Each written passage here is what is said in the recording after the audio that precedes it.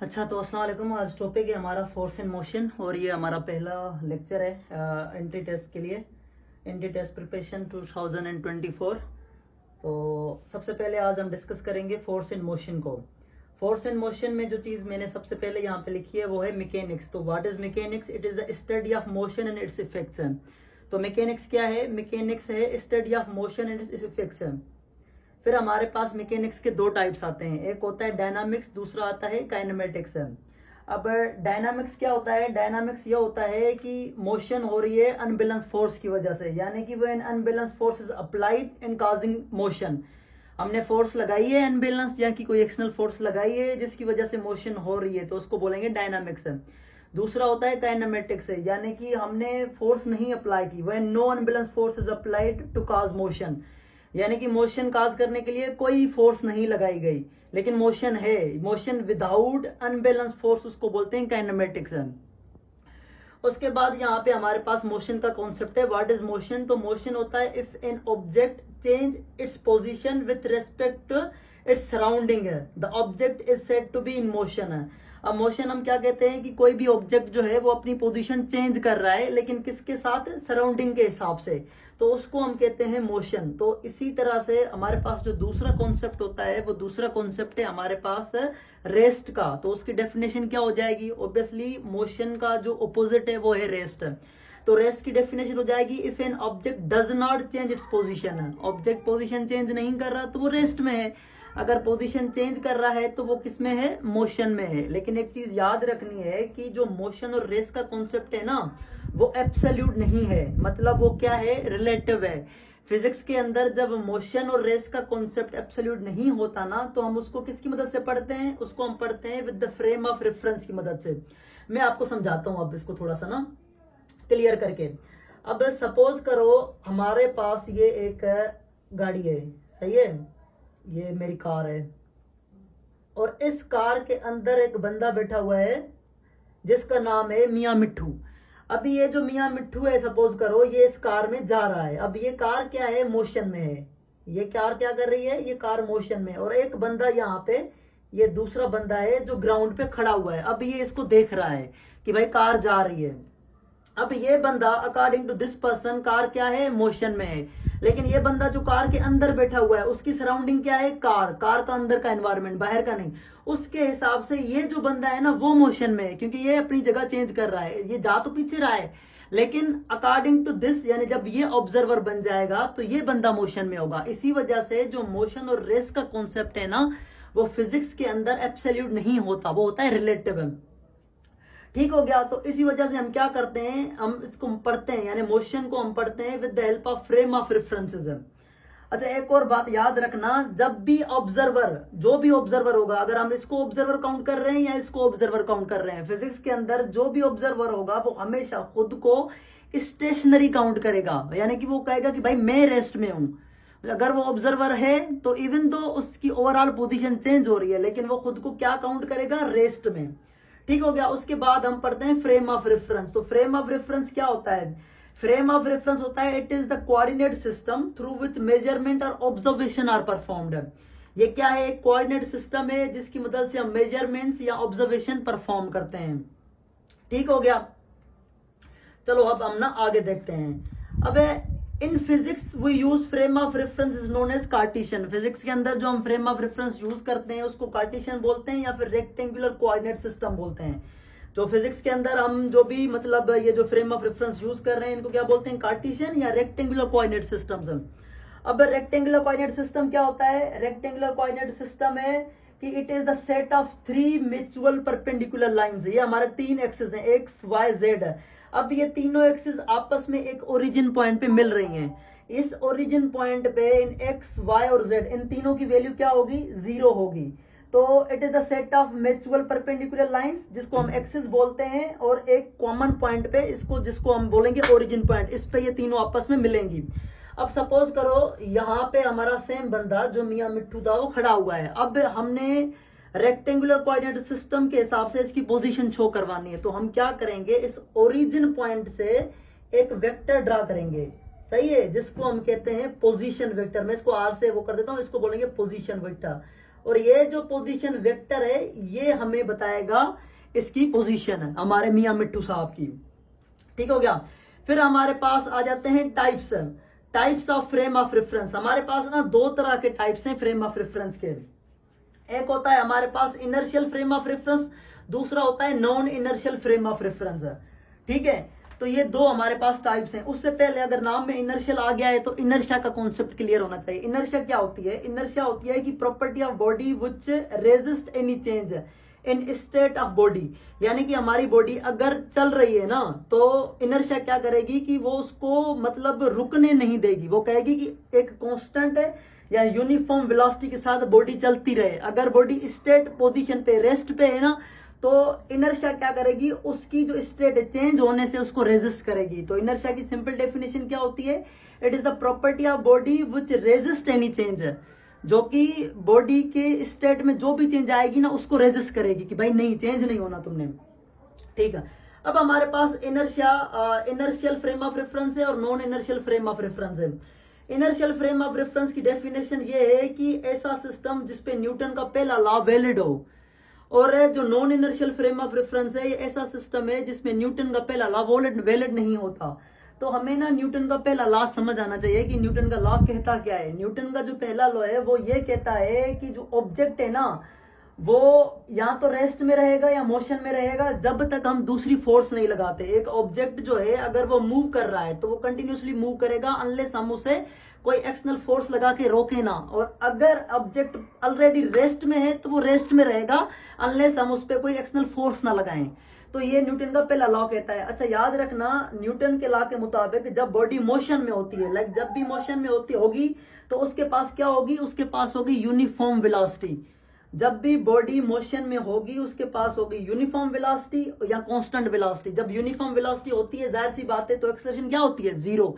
Acceleration zero होती है तो इसीलिए हम इस इनर्शियल फ्रेम ऑफ रेफरेंस को non accelerated frame of reference भी बोलते हैं।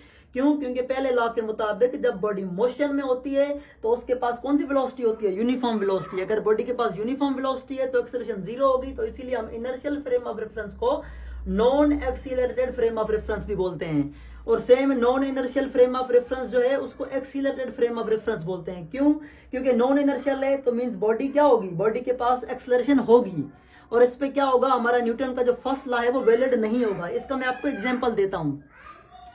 सपोज करो एक ट्रेन है, सही है, ट्रेन में एक ना टेबल पड़ी है और टेबल के ऊपर ना कोई ऑब्जेक्ट पड़ा है, सही है। अब ये ऑब्जेक्ट इस तरह से पड़ा हुआ है कि अगर ट्रेन ने सडन ब्रेक मारी है, सही है, अब ट्रेन ने सडन ब्रेक मारी तो हमारा ऑब्जेक्ट क्या है? नीचे गिर गया। अब ऑब्जेक्ट पे कोई फोर्स नहीं लगाई हमने लेकिन ऑब्जेक्ट फिर भी नीचे गिर गया है, तो इस वजह से इस सिस्टम को हम क्या कहेंगे? Non inertial. या इस पे हम क्या कहेंगे? न्यूटन का पहला लॉ क्या है? वो वैलिड नहीं है। ठीक हो गया। अब ना हम आगे डिस्कस करते हैं कुछ एमसीक्यूज। एमसीक्यूज नंबर फर्स्ट है कि when object is in motion always change. अगर हमारा ऑब्जेक्ट जो है वो मोशन में है तो वो हमेशा क्या चेंज करेगा? अपनी वेलोसिटी, पोजीशन, एक्सेलरेशन या ऑल ऑफ दीज है। तो भाई वो हमेशा अपनी क्या चेंज करेगा? पोजीशन चेंज करेगा। इसका जवाब होगा बी। और दूसरा है property of body which tends to resist any change. हमने अभी पढ़ा था कि वो कौन सी प्रॉपर्टी है जो क्या करती है? स्टेट चेंज करने से रोकती है किसी भी ऑब्जेक्ट को। वो क्या होता है? वो होती है इनर्शिया। फिर हमने ये पढ़ा कि in inertial frame of reference Newton's dash law is valid. अभी हमने पढ़ा कि भाई इनर्शियल फ्रेम ऑफ रेफरेंस में कौन सा लॉ वैलिड होता है? तो इसका ऑप्शन होगा फर्स्ट लॉ वैलिड होता है। तीसरा है what should be the acceleration of body in inertial frame of reference. अब इनर्शियल फ्रेम ऑफ रेफरेंस है तो बॉडी क्या होगी? इनर्शियल फ्रेम ऑफ रेफरेंस यानी न्यूटन का पहला लॉ क्या होगा? वैलिड होगा। न्यूटन के पहले लॉ के मुताबिक जब भी बॉडी मोशन में होती है उसके पास क्या होती है? Acceleration zero. तो यहाँ पे होगा ए, ऑप्शन ए सही होगा इसका। फिर पांचवा है A set of three mutual perpendicular lines is known as, इसको हम कहते हैं रेक्टेंगुलर कोऑर्डिनेट सिस्टम। सही है, तो ये कुछ एमसीक्यूज थे। उसके बाद हम आगे देखते हैं। उसके बाद हमारे पास जो कॉन्सेप्ट है वो कॉन्सेप्ट है डिस्टेंस और डिस्प्लेसमेंट का। ये दो कॉन्सेप्ट आप ध्यान से देखना। अब डिस्टेंस हम किसे कहते हैं? डिस्टेंस हम कहते हैं स्पेस बिटवीन टू पॉइंट्स। किन भी दो पॉइंट्स के बीच में जो स्पेस है ना, हम उसको कहेंगे डिस्टेंस। लाइक हमारे पास दो मतलब है पॉइंट्स ए और बी, इन दोनों के बीच में जो भी स्पेस है उसको हमने डिस्टेंस कह दिया। अब डिस्टेंस हमारा स्केलर क्वांटिटी है और इसका एसआई यूनिट होता है मीटर।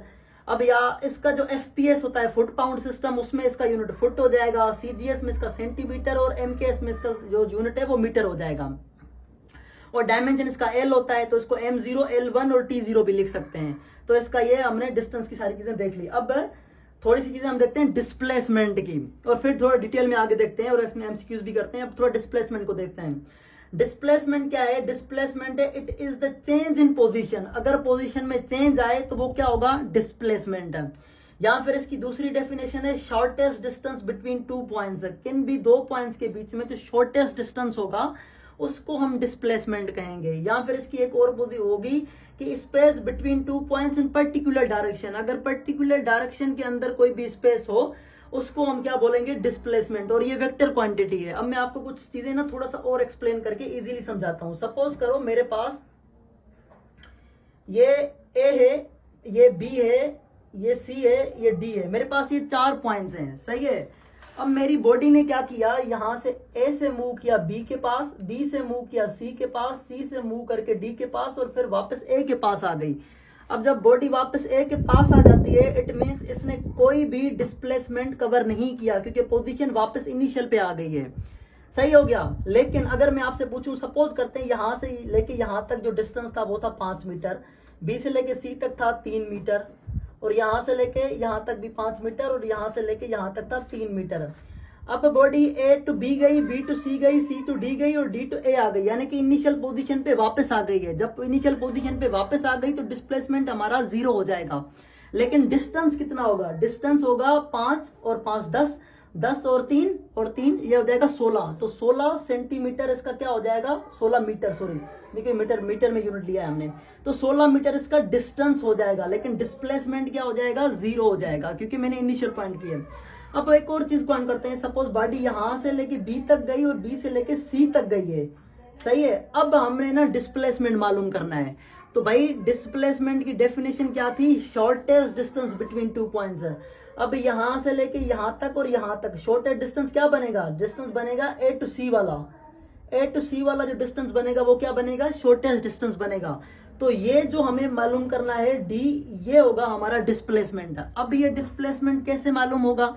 अभी आपको पता है ये हमारा राइट एंगल ट्रायंगुलर बन गया ना, तो इस पे फार्मूला लगता है पाइथागोरस वाला, यानी hypotenuse square is equal perpendicular square plus base square. तो इसको ऐसे भी लिख सकते हैं, hypotenuse is equal to under root में यानी रूट में perpendicular square plus base square. यानी कि अगर डी लूं मैं इसको, तो D is equal to perpendicular square plus base square है। तो यहाँ पे डी था, ये हमें फाइंड करना है, तो मैं इसको डी रखूंगा, ठीक है। और यहाँ पे हमें जो दिया हुआ है 5 मीटर और 3 मीटर, मैं क्या करूंगा? इसको 3 को स्क्वायर कर दूंगा और 5 को भी स्क्वायर कर दूंगा, और फिर इसको जितना भी सोल्व करें जो भी जवाब आएगा वो हमारा क्या होगा? वो हमारा होगा डिस्प्लेसमेंट है। ठीक हो गया। तो ये पाइथागोरस थ्योरम की हेल्प से डिस्प्लेसमेंट यहाँ पे मालूम किया जाता है। उसके बाद है ये 2-4 चीजें याद रखना। डिस्टेंस जो है ना वो can be equal to displacement. Distance बराबर हो सकता है किसके? डिस्प्लेसमेंट के। लेकिन distance can be greater than displacement, displacement can't be greater than distance. अब मैं आपको पीछे समझाता हूं। देखो यहां पे हमने क्या किया था? बॉडी यहां से लेके यहां तक गई थी, फिर यहां तक गई, यहां तक गई, यहां तक गई। उस टाइम पे डिस्टेंस 16 मीटर हुआ था और डिस्प्लेसमेंट क्या हुआ था? 0 हुआ था। लेकिन डिस्टेंस हमारा 16 मीटर हुआ था, ठीक है। और तो इस केस में अगर डिस्प्लेसमेंट 0 है, यानी डिस्प्लेसमेंट 0 है, तो डिस्टेंस 0 हो भी सकता है, 0 नहीं भी हो सकता। एक पॉइंट तो ये हो गई। डिस्टेंस क्या होगा? या तो बराबर होगा या ज्यादा होगा। डिस्टेंस क्यों ज्यादा होगा? क्योंकि डिस्प्लेसमेंट की डेफिनेशन क्या है? Shortest distance. डिस्प्लेसमेंट खुद ही शॉर्ट है, इसीलिए याद रखना, अगर आपसे कोई पूछे डिस्टेंस और डिस्प्लेसमेंट में ज्यादा कौन होगा, तो आप कहेंगे हमेशा डिस्टेंस क्या होगा? ज्यादा होगा, ग्रेटर होगा। डिस्प्लेसमेंट हमेशा क्या होगा? कम होगा। और displacement can't be greater than distance, वो हमेशा कम होगा, ज्यादा नहीं हो सकता। ठीक हो गया। उसके बाद हमारे पास एक दो कॉन्सेप्ट है स्पीड का, ठीक है। अब अच्छा मैं आपको एक दो और चीज बताऊं, सपोज करो मेरे पास एक बॉडी है, लाइक वो 3 मीटर ना ईस्ट में जा रही है, सही है, और 3 मीटर वही बॉडी वेस्ट में जा रही है। अब मुझे इसका डिस्प्लेसमेंट बताओ। अब आपको पता है ईस्ट और वेस्ट दोनों एक दूसरे के अपोजिट वेक्टर हो जाएंगे, तो इसका डिस्प्लेसमेंट क्या हो जाएगा, 0 हो जाएगा। सिंपल, इस तरह से भी आपने ये ट्रिक्स के हिसाब से सोल्व करनी है, क्योंकि जाहिर सी बात है एंट्री टेस्ट में आपको एमसीक्यूज पूछे जाएंगे। फिर हमारे पास है स्पीड। अब स्पीड क्या होता है, स्पीड खुद एक स्केलर क्वांटिटी है। स्पीड क्या है हमारी, स्केलर क्वांटिटी। स्पीड की डेफिनेशन है rate of change of distance. Rate of change of distance is called speed, या distance covered by body in 1 second, या distance covered by body with respect to time is called speed. सही है, तो यहाँ पे हमने distance upon time लिखा, यानी it is the ratio of distance in time, तो इसको हम कहते हैं स्पीड। स्पीड का यूनिट होता है मीटर पर सेकंड, ये ऐसा यूनिट है, बाकी यूनिट आप निकाल देना। और इसका डायमेंशन बनेगा LT इनवर्स। डायमेंशन कैसे निकालते हैं ये अलग वीडियो में हम पढ़ लेंगे, ठीक है। याद रखना जो हमारी स्पीड है ना, या तो ये पॉजिटिव होगी या ये 0 होगी, ये कभी भी निगेटिव नहीं होगी। स्पीड हमारी कभी भी निगेटिव हो ही नहीं सकती, तो ये पॉइंट आपने याद रखनी है। फिर थोड़ा सा आगे बढ़ते हैं हम, तो हमारे पास है वेलोसिटी। वेलोसिटी की definition the rate of change of position है। अच्छा याद रखना, अगर द चेंज ऑफ पोजीशन है तो क्या हो जाएगा, डिस्प्लेसमेंट है। अगर उस पे सामने सिर्फ 2 वर्ड द रेट ऑफ लगा दे तो क्या हो जाएगा, velocity. The rate of change of position is called velocity. अगर मैं सिर्फ पूछूं the change of position is called displacement. Velocity भी क्या है हमारा, वेक्टर क्वांटिटी है, ठीक है। मैंने इसको v से वो किया है, इसके ऊपर मैंने एरो दिया क्योंकि ये वेक्टर क्वांटिटी है। अब डिस्प्लेसमेंट को मैंने d से मतलब शो किया है, delta d upon delta t। It is the ratio of displacement पर टाइम।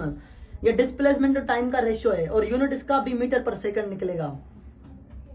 अब याद रखना, अगर वेलोसिटी 0 हुई ना तो स्पीड 0 हो भी सकती है और 0 नहीं भी हो सकती, ठीक है।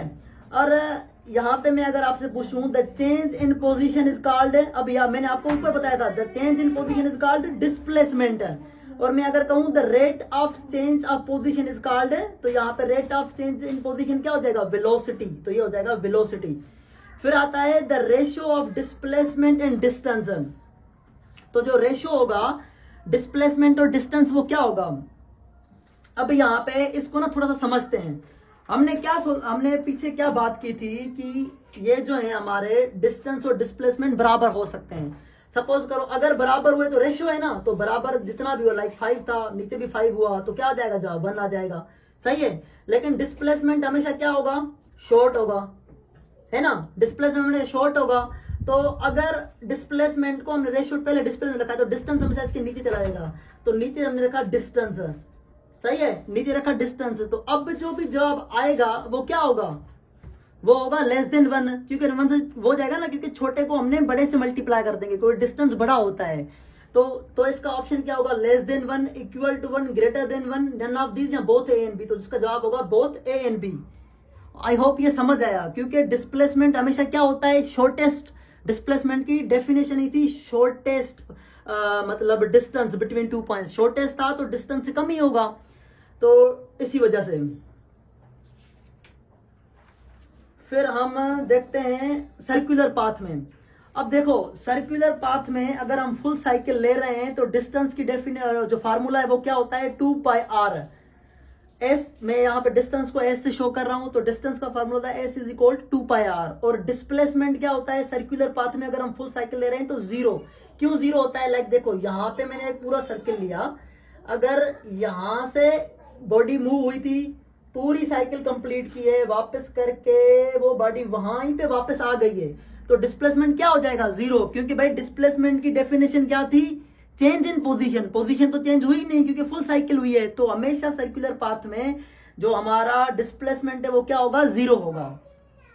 चलो अब हम आगे कंसीडर करते हैं, प्रॉब्लम करते हैं। अब प्रॉब्लम क्या कह रहा है कि a body moves along a circular path, एक बॉडी सर्कुलर पाथ में मूव कर रही है, of radius r and complete half cycle. एक बॉडी है जो मूव कर रही है किसमें, उसमें हमारे सर्किल में, और हाफ साइकिल कंप्लीट कर दी, यानी कि यहां से बॉडी मूव होके यहां तक, यानी कि यहां तक आ गई, सही है, यहां तक आ गई तो ये हाफ सर्किल हो गया।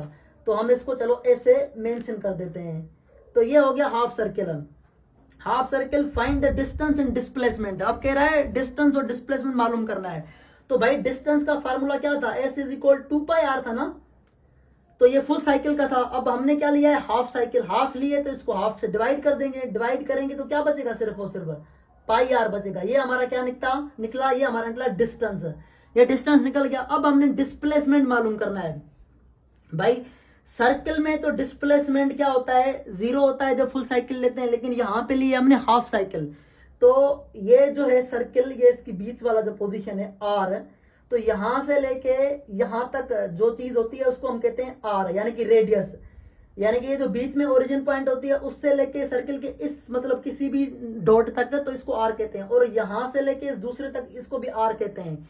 तो और इस पूरे को, ये जो पूरी लाइन है हम इसको कहते हैं डायमीटर। तो ये डायमीटर है, मैं इसी को डिस्टेंस काउंट कर रहा हूं। क्यों, क्योंकि बॉडी यहां से लेके ऐसे, चाहे बॉडी ने मूव किसी भी मतलब फैशन में किया है, बॉडी ऐसे सर्कुलर गई है या बॉडी ऐसे करके ऐसे करके ऐसे करके इधर उधर से करके ऐसे गई है, यहां पे आई है ना, तो हम क्या करेंगे, हम जो देखेंगे ना वो देखेंगे क्या, शॉर्टेस्ट डिस्टेंस है। हम डिस्प्लेसमेंट में क्या देखेंगे, शॉर्टेस्ट डिस्टेंस, यानी कि कम कहां से हो रहा है। तो हमने शॉर्टेस्ट डिस्टेंस ये किया, तो यहाँ पे हो रहा है डिस्टेंस को मैं डी से कर रहा हूँ, डायमीटर पे समझ, डिस्टेंस समझ ले, तो वो होगा किसके, 2r के बराबर है। एक r दोनों को वो कर दूंगा तो 2r हो जाएगा। तो 2r के बाद तो डिस्प्लेसमेंट हमारा क्या निकला, 2r। तो पहला डिस्टेंस है πr, तो ये हो गया πr और 2r, तो इसका जवाब क्या होगा, ये πr और 2r, सही हो गया। तो उसके बाद हम चलते हैं आगे, हाफ साइकिल की थी, हाँ ठीक हो गया, ये भी हो गया। फिर हमारे पास एक एमसीक्यूज है, और वो एमसीक्यूज क्या कहता है कि a boy moves along circular path of radius R, एक लड़का है जो कि मतलब सर्कुलर पाथ में मूव कर रहा है, सही है। अब क्या करता है, वो कहता है and makes 1/4 round, find distance और डिस्प्लेसमेंट। भाई डिस्टेंस क्या होता है, उसका फार्मूला क्या था, 2πr। अब उसने 1/4 किया है तो 4 से डिवाइड कर दूंगा सिंपली, तो ये हो जाएगा 2, यानी कि पाई, ये एक सेकेंड, πr/2, ये हो गया हमारा डिस्टेंस, πr/2, πr/2, ये अब ये πr/2, ये भी, इनमें से मतलब बी और सी में से कोई एक ऑप्शन हो सकता है। अब हमें मालूम करना है डिस्प्लेसमेंट।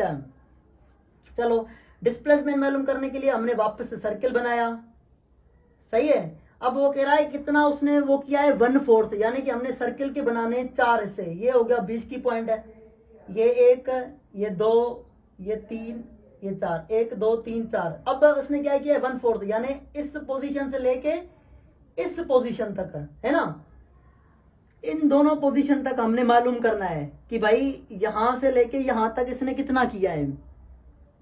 तो आप इस सर्किल को इस तरह से समझ लो। अब ये देखो, अब ये ओरिजिन पॉइंट थी, तो यहां से लेके यहां तक हमारी बॉडी ने डिस्टेंस किया है। अब हमें क्या मालूम करना है, अब हमें डिस्प्लेसमेंट मालूम करना है।